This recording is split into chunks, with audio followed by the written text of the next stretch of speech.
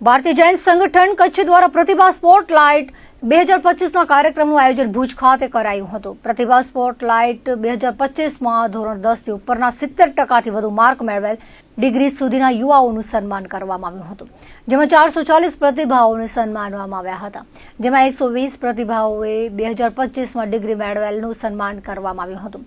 કાર્યક્રમમાં દીપ પ્રાગટ્ય પ્રસંગે BAPS મંદિરના સંતો મહંતો ઉપરાંત સાંસદ વિનોદ ચાવડા, કચ્છ જિલ્લા ભાજપ અધ્યક્ષ દેવજીભાઈ વરચંદ વગેરે કચ્છભરના જૈન સમાજના પદાધિકારીઓની ઉપસ્થિતિમાં કાર્યક્રમ ખુલ્લો મૂકવામાં આવ્યો હતો। કચ્છના સાંસદ અને ગુજરાત પ્રદેશ ભાજપના મહામંત્રી વિનોદ ચાવડાએ જણાવ્યું હતું કે જૈન મહાજન હંમેશા માનવ સેવાને જીવદયામાં અગ્રેસર રહ્યો છે। તેમણે વિદ્યાર્થીઓને શુભકામના પાઠવી હતી। કચ્છ જિલ્લા ભાજપ અધ્યક્ષ દેવજીભાઈ વરચંદે જણાવ્યું હતું કે વિદ્યાર્થીઓને જીવદયા અને માનવ સેવાના સંસ્કારો સાથે સતત પ્રગતિ કરવા શુભકામનાઓ પાઠવી હતી। અધ્યક્ષ મનીષ મોરબિયાએ જણાવ્યું હતું કે જૈન સમાજનો આ ઐતિહાસિક કાર્યક્રમ આવતા દિવસોમાં સમાજ માટે ખૂબ જ પ્રેરણાદાયક બની રહેશે। તેમજ આવતા વર્ષ માટે ₹2,51,000 અનુદાનની જાહેરાત કરી હતી। કવિ મહાજન ભુજના અધ્યક્ષ જીગર છેડાએ જણાવ્યું હતું કે જૈન સમાજના વિવિધ ગચ્છ અને વિવિધ સંપ્રદાયને એક મંચ પર લાવીને સમગ્ર જૈન સમાજની એકતા માટે હિતેશ ખંડોર BJSના માધ્યમથી જે પ્રયત્નો કરી રહ્યા છે તે માટે અભિનંદન પાઠવ્યા હતા। અતુલ બેદાએ વિદ્યાર્થીઓને તલસ્પર્શી માર્ગદર્શન આપ્યું હતું। BJS અધ્યક્ષ હિતેશ ખંડોરે જણાવ્યું હતું કે કચ્છના સમસ્ત જૈન સમાજના યુવાઓ આવતા દિવસોમાં શૈક્ષણિક ક્ષેત્રે પ્રગતિ કરી રાષ્ટ્રની સેવામાં પોતાનું યોગદાન આપે। નિધિબેન કુબડિયાએ જૈન સમાજના યુવા યુવતીઓને એક ક્લાસ 1, 2, 3 કોમ્પિટિટિવ એક્ઝામ માટે માર્ગદર્શન આપ્યું હતું। ભૂપેન્દ્ર મહેતાએ ₹1 લાખ દાનની જાહેરાત કરી હતી। સંસ્થાના મંત્રી રાજન મહેતાએ કચ્છના 9 શહેર અને તાલુકાની ટીમોની જાહેરાત કરી હતી। આપણે અલગ અલગ સંઘની અંદર આપણા સમાજના તેજસ્વી તારલાઓની જે આપણી પ્રતિભા છે એમનું સન્માન આપણે કરતા હોઈએ, પણ આજે જ્યારે ભારતીય જૈન સંગઠન BJS કચ્છ દ્વારા એક મંચ ઉપર આવી કરીને એક અદ્ભુત પ્રકારનો કાર્યક્રમ અને સમાજની જે પ્રતિભાઓ છે, આવનારું સમાજનું અને રાષ્ટ્રનું જે ભવિષ્ય છે, એવા તેજસ્વી તારલાઓનું આજે આપણે સન્માન કરવા જઈ રહ્યા છીએ। એમને આપણે ખૂબ ખૂબ શુભકામના અને અભિનંદન પાઠવીએ અને ખૂબ સમાજની અને રાષ્ટ્રની પ્રગતિમાં અને તરક્કીમાં એમનો સહયોગ મળે। જૈન સમાજ તરફ આપણી દોટ ભરીએ આપણે અને ત્યાં જઈએ અને આ સમાજ એ કદાચ કર્મથી ગમે ત્યાં હોય, પણ એ એમના માટે હંમેશા એમની માતૃભૂમિ છે, એટલે કે આપણું કચ્છ છે, એમના હૃદયમાં વસેલું છે। એટલે આજે વ્યવસાય રીતે જોડાયેલો સમાજ અને શિક્ષણથી આજે પ્રગતિશીલ બને, આગળ વધે, અને જેના માટેનું આ પ્લેટફોર્મ આજે સમાજે આજે BJS પૂરું પાડ્યું છે। રાજકોટના ક્રિએટિવ એક્ઝિબિશનના ઉપક્રમે ભુજની વાગડ 224 વાડીમાં એક્ઝિબિશનનું આયોજન કરાયું હતું, જેમાં ભારતભરના પ્રખ્યાત જયપુરી, જોધપુરી, બનારસી સાડીઓ અને જ્વેલરીના સ્ટોલો મુકાયા હતા।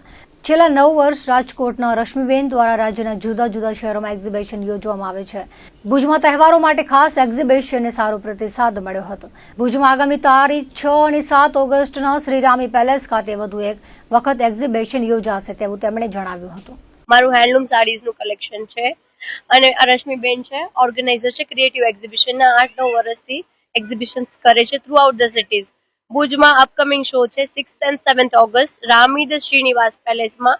પૂરું ફેસ્ટિવલ કલેક્શન લઈને આવવાના છે એ લોકો, મતલબ ડ્રેસીસથી લઈને shoes, varieties, jewellery, saris, everything બધું જ તમને જોવા મળશે and a very creative way. બધાને જરૂરથી આવવાનું છે। અમે રાજકોટથી આવીએ છીએ। ક્રિએટિવ્સ એક્ઝિબિશન છેલ્લા 9 વર્ષથી આયોજન કરીએ છીએ ઓલ ઓવર ગુજરાતમાં, અને આપણે કચ્છમાં ભુજમાં સ્પેશિયલ એક્ઝિબિશન લઈને આવ્યા છીએ ફેસ્ટિવલને લગતું, જેમાં તમને designer sari, jewellery, Jaipuri collection, કલકત્તી કલેક્શન, ઓલ ઓવર ઇન્ડિયાનું કલેક્શન તમને અલગ અલગ વેરાયટીઝમાં જોવા મળશે।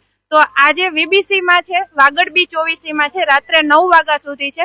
6 અને 7 તારીખે 6-7 ઓગસ્ટના રોજ અમે આવીએ છીએ રામી પેલેસમાં, શ્રી રામી પેલેસમાં। તો બધા લોકો જરૂર વિઝિટ કરજો।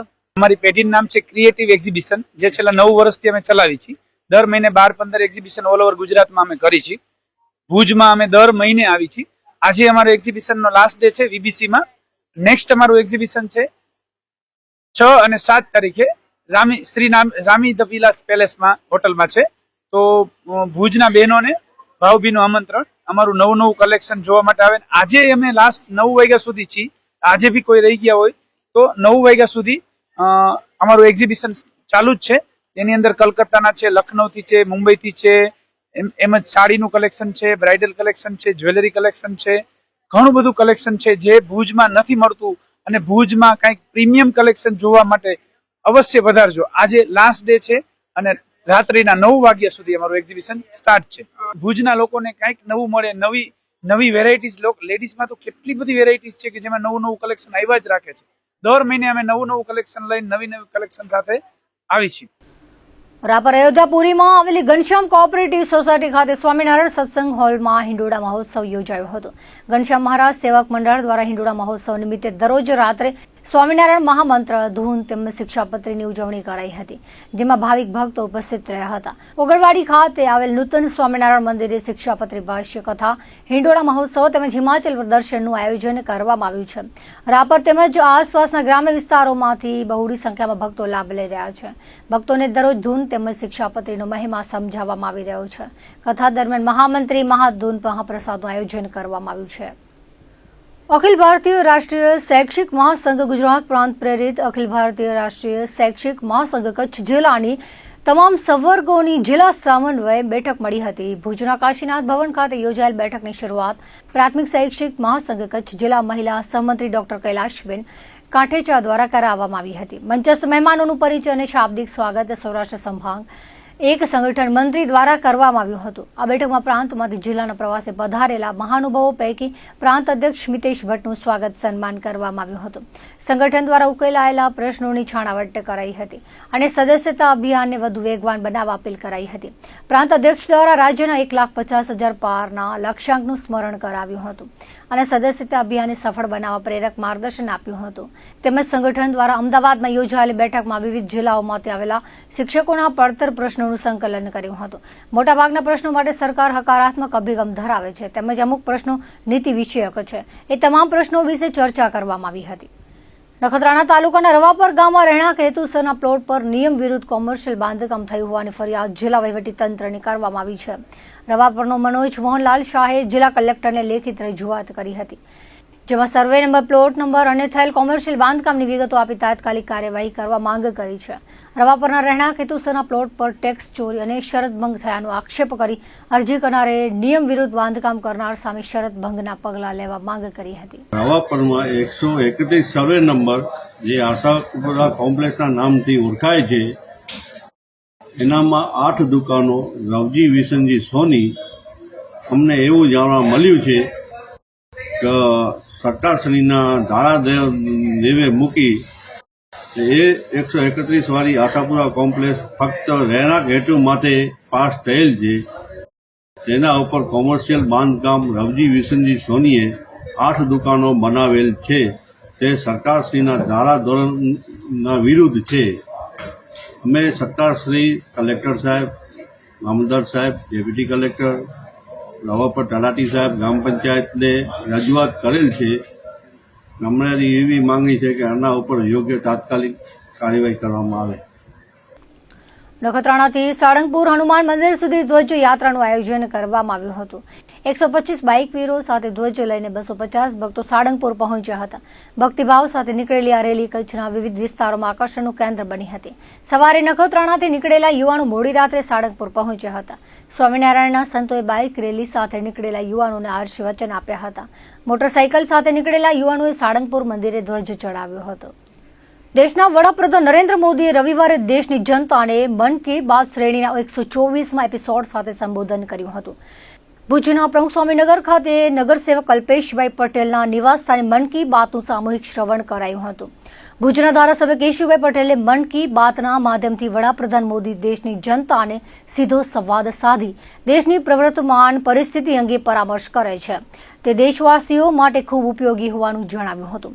આ વેળાએ કેશુભાઈ પટેલ, ડોક્ટર મુકેશ ચંદે, નરેન્દ્ર પ્રજાપતિ, મીત ઠક્કર, અશોક હાથી, જયંત ઠક્કર વગેરે હાજર રહ્યા હતા. પ્રધાનમંત્રી આદરણીય નરેન્દ્રભાઈએ 124મો એપિસોડ એટલે મહિનાનો એક વખત એટલે 124 મહિના થયા આ કાર્યક્રમ ચાલુ કર્યો.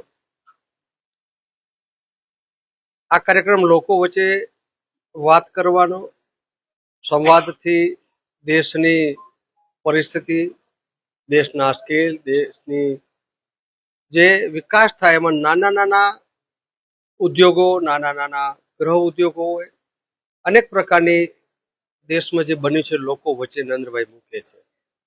આમાંથી ઘણા લોકોને શીખવા પણ મળે છે. જે લોકોને કંઈક કરવું છે પણ કંઈ દિશા નથી, એવા લોકોને આ મન કી બાતમાં કંઈક જાણી અને પોતાને પણ કંઈક આગળ વધવા માટે દિશા મળે છે. નરેન્દ્રભાઈ જે રીતે છેલ્લા સમયથી એક આકાશવાણીના માધ્યમથી લોકો વચ્ચે જોડાઈને મન કી બાત કરે છે, ત્યારે એમાં ઘણું બધું, જો તમે મન બનાવો, એનામાં કંઈક જાણવાની ઈચ્છા હોય તો ચોક્કસ તમે પણ એનામાં જાણીને કંઈક કરી શકો છો. આવી નેમ સાથે એ મન કી બાત દર મહિનાના છેલ્લા રવિવારે લોકો માટે, લોકો વચ્ચે બહુ નિખાલસતાથી મૂકે છે. લોકો એમાંથી સાંભળવી જોઈએ અને કંઈક શીખીને, એ અનેક પ્રકારના વૃક્ષારોપણ છે, સિંચાઈનો સંગ્રહ છે, સ્વચ્છતા અભિયાન છે, નાના નાના ઉદ્યોગ છે, સ્કિલ ડેવલપમેન્ટ, તમે અમુક ભણ્યા પછી તમને કઈ દિશા ન હોય તો તમે શું કરી શકો એના વિશે પણ વાતો કરે છે. તો ચોક્કસ આનાથી દેશની જે રીતે જાણવા માંગે છે લોકો, જે લોકો કંઈક કરવા માંગે છે, એને ઉદાહરણ પૂરું પાડીને કંઈક શીખ મળે છે. તો દર્શક મિત્રો, આ હતા અત્યાર સુધીના કચ્છ સુધીના ટીવી સમાચાર. ફરી મળીશું નવા સમાચારો સાથે, નવી અપડેટ સાથે. ત્યાં સુધી મને રજા આપશો. નમસ્કાર.